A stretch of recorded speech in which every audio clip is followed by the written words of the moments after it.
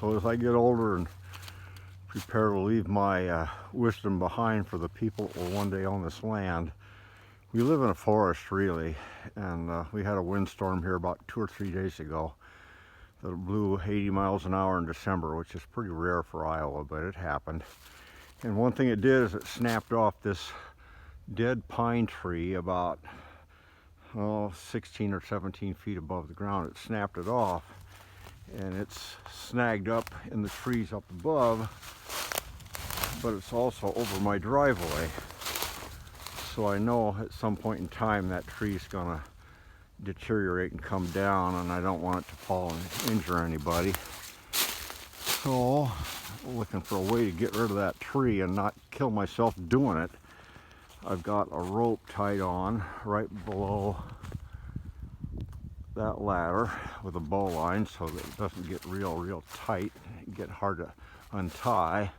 And then I'm going to come down to the base of this pine tree and notch it here and then back cut it over here, but I'm not going to do that to the point where the tree wants to fall. I'm going to leave some strength in the base of that tree, and I'm going to take the rope back through the timber, connect it to the pickup truck way over there on the other side of this stand of pine trees, and then see if we can pull it down and basically get it to pull in line with this rope. If things go about like I hope they will, I'm hoping that the tree will kind of fall between that little cherry tree there and that little cherry tree there, kind of right in line with this. So we'll see how well we do with that. So I've got my chainsaw work done.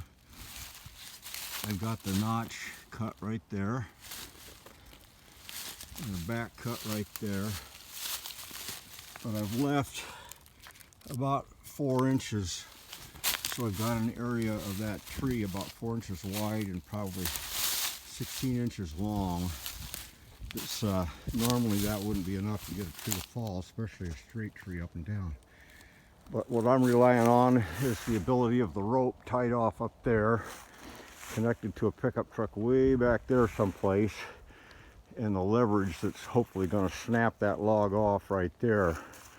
We'll see how it works out. So the tree's probably about 150 feet away. This 1/2-inch nylon rope, it takes a lot to break a nylon rope, but it might, tied with a bowline knot onto that full eye of the old pickup truck. If you don't know how to tie a bowline knot, Google it and learn. They're great because no matter how hard you pull on that knot, it'll come apart easily.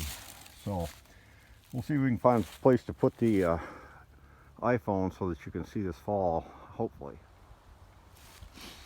Okay, got the camera sitting on a log here.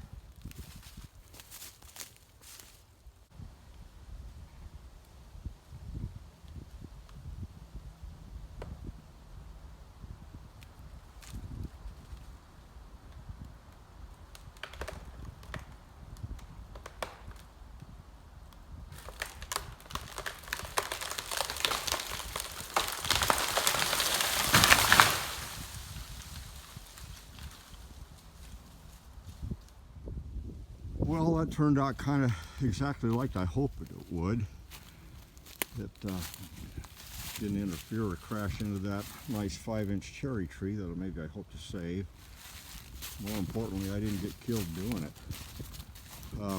Now, pretty simple from here on out. Something that's down at waist level.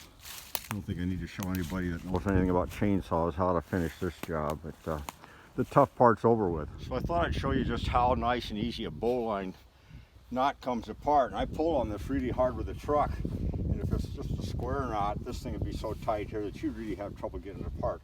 With a bowline knot, you just look for that little loop and you pull it a little bit like that, and then it comes apart so easy. So if you want to learn how to tie a bowline knot, probably check with the Boy Scouts or Google.